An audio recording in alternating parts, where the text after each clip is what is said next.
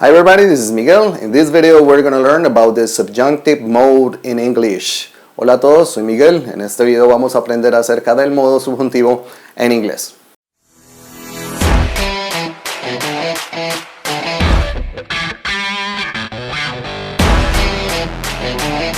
Usamos el modo subjuntivo para expresar situaciones hipotéticas, irreales o condicionadas, o también para expresar deseos que son irrealizables o irreales. El modo del subjuntivo lo utilizamos tanto en español como en inglés. Hay ciertas particularidades en cuando usamos el modo subjuntivo en nuestro idioma y cómo lo vamos a utilizar en inglés, y eso es lo que vamos a mirar en este video. Cuando estamos hablando en español, el modo subjuntivo se utiliza de diferentes maneras. Pero cuando estamos hablando en inglés es demasiado sutil y es mucho más simple. Estas sutilezas hacen que para nosotros sea un poco complejo entender la manera en la cual vamos a expresar esos modos cuando estamos tratando de hablar o de escribir en inglés. Con el propósito de entender todas estas diferencias sutiles entre el modo subjuntivo en español y en inglés, lo que vamos a hacer, como siempre, es la analogía y la comparativa de cómo lo usamos nuestro idioma y cómo lo tenemos que utilizar en inglés. Empecemos entonces por la morfología del subjuntivo, es decir, la forma de uso. En español utilizamos varias formas del subjuntivo. La primera es el presente del subjuntivo. El presente del subjuntivo nosotros lo utilizamos para expresar probabilidades de algo. Voy a hacer la comparativa del presente simple y el presente del subjuntivo. Para ello voy a utilizar el verbo jugar. Cuando yo digo presente simple, digo yo juego. Cuando pongo ese presente simple en presente subjuntivo, cambio juego por juegue. Y puedo utilizar frases como de pronto juegue, quizá juegue, refiriéndome a que existe una probabilidad de que yo ejecute esa acción. Tú juegas, presente simple. Juegues, presente del subjuntivo. Tú juegas, quizá juegues. Es posible que juegues. Puede que juegues. Cuando juegues, estoy haciendo ese tipo de frases probables, y para ello ustedes ven la diferencia en la conjugación entre yo juego, tú juegas, él juega, a yo juegue, tú juegues, él juegue, etc. Esa es la diferencia entre las conjugaciones del presente simple y el presente subjuntivo. Lo interesante es que en inglés el presente simple y el presente subjuntivo son lo mismo. Es decir, si yo digo una frase como I play football, diciendo yo juego fútbol, puedo decir I may play football, quizá juegue fútbol. Estoy utilizando la misma conjugación del presente simple para expresar el presente del subjuntivo. Entonces, ya saben, para el presente del subjuntivo utilizamos el presente simple en inglés. Frases como it might rain tomorrow, quizá llueva mañana. Yo no estoy diciendo quizá llueve mañana, porque no es la traducción como deberíamos entenderla en español, a pesar de que el verbo rain está en su conjugación del presente simple. It might rain tomorrow, quizá llueve mañana, y estoy usando el subjuntivo para expresar una probabilidad. You'll be successful when you play for the major leagues.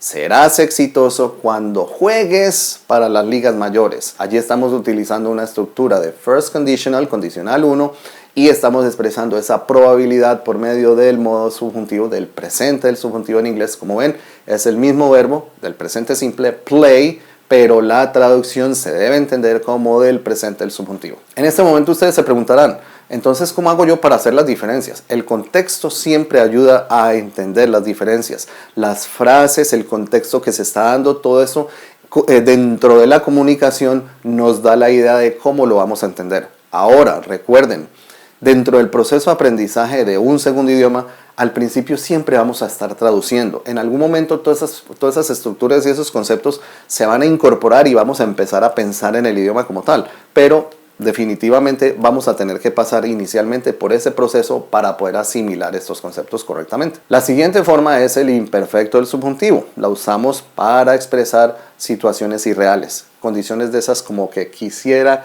ojalá, deseos irrealizables. Ese tipo de estructura es la que utilizamos con el imperfecto del subjuntivo.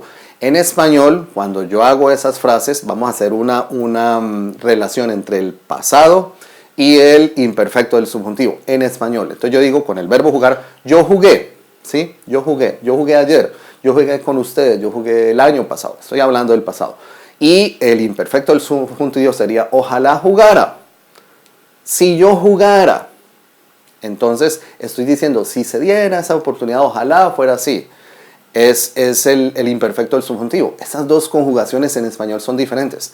En inglés no. En inglés la conjugación para ambos es la del pasado simple. Entonces yo voy a tener formas del tipo I played, yo jugué, I played football yesterday, yo jugué fútbol ayer. Y en el imperfecto del subjuntivo voy a decir if I played, si yo jugara. If I played football, si yo jugara fútbol, y esa es, como ya habíamos visto en el condicional 2, una estructura que utilizamos para formar ese tipo de condicionales, ese tipo de situaciones irreales, deseos irrealizables, que no son reales en ese momento. Muy importante para tener en cuenta, el verbo to be en el imperfecto del subjuntivo siempre va a ser were, sin importar qué sujeto vaya a utilizarse. Entonces en frases como, si yo fuera rico, yo voy a decir if I were rich, porque estoy hablando de ese subjuntivo imperfecto que es la situación irrealizable, ese deseo que no se puede alcanzar. If I were there, si estuviera allá. If I were there, I could help you. Si estuviera allá, podría ayudarte. Es una situación irreal porque yo no estoy allá y yo no lo puedo hacer. Entonces, recuerden esa conjugación del subjuntivo, del imperfecto del subjuntivo en inglés siempre es equivalente al pasado simple, y cuando se trata del verbo to be siempre vamos a utilizar la forma were. Seguimos con el perfecto del subjuntivo. El perfecto del subjuntivo es un modo que utilizamos para expresar frases, acciones que ya han sido terminadas en el pasado o que serán terminadas en el futuro, y también para acciones de introducción negativa. Veamos la comparación en español. Para ello vamos a utilizar el presente perfecto y vamos a ver el perfecto del subjuntivo. El presente perfecto, frases del tipo yo he jugado, tú has jugado, él ha jugado, con el participio pasado del verbo y el verbo haber a manera de modo. Yo he jugado, y ahí tengo el presente perfecto. En el presente el subjuntivo en español son frases del tipo cuando yo haya jugado, espero que hayas jugado. Frases de introducción negativa, no creo que hayas jugado.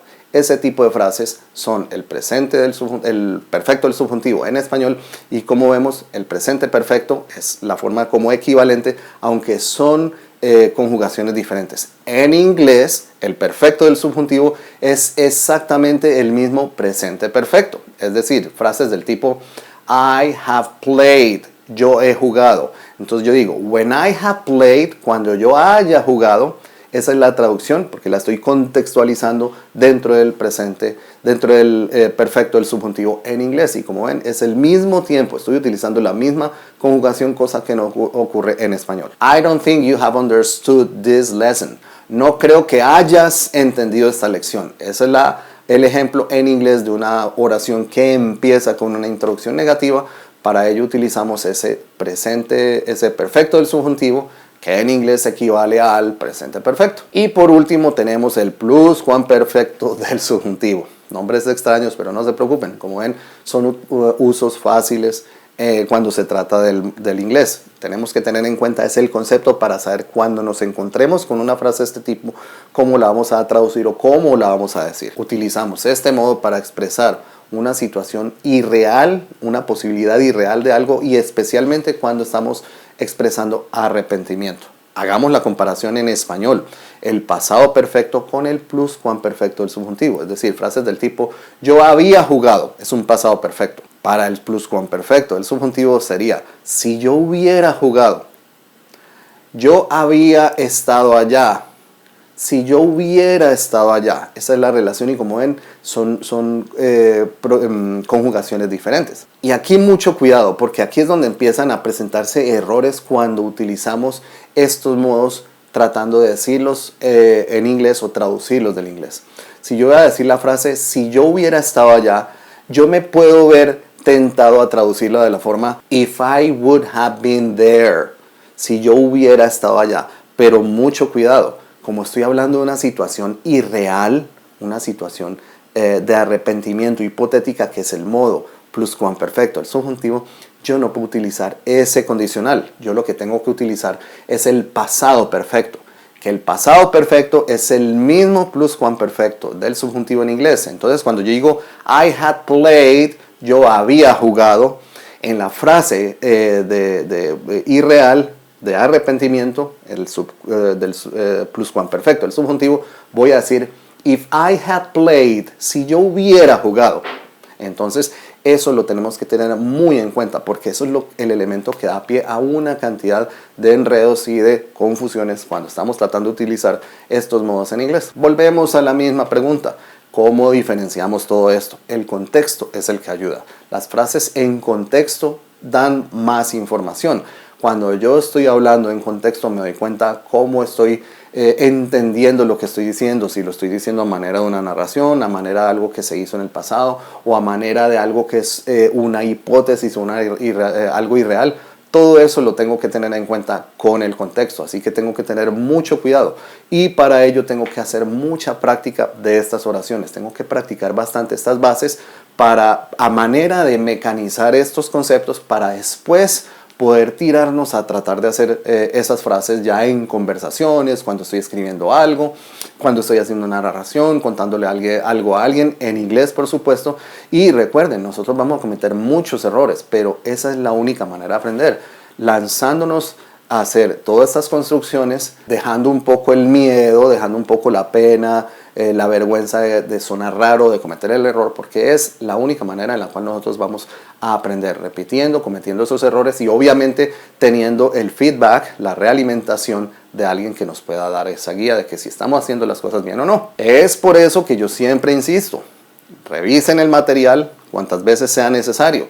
Si hay algo que no entienden, después de haberlo revisado varias veces, escríbanme, déjenme un comentario. Además, recuerden, ya saben que hay un elemento que pueden utilizar también para contactarme. Quienes han visto todos los videos de mi canal saben a qué me refiero. Y yo estaré contestando en el menor tiempo posible. Recuerden también que si este video les ha gustado, denle like, compártanlo con sus amigos y si aún no lo han hecho, suscríbanse. Es la mejor manera de estar al día con los contenidos que yo estoy poniendo constantemente en mi canal y de paso apoyan mi trabajo. Recuerden, visiten www.miguelpenilla.com para ver todos estos contenidos transcritos, en orden, todo eso, los que quieren hacer el curso básico, el curso principiante que ya está habilitado y todos los demás conceptos de gramática y usos que están allí disponibles. Como siempre, gracias por haber tomado el tiempo para ver este video. Nos vemos pronto. Chao.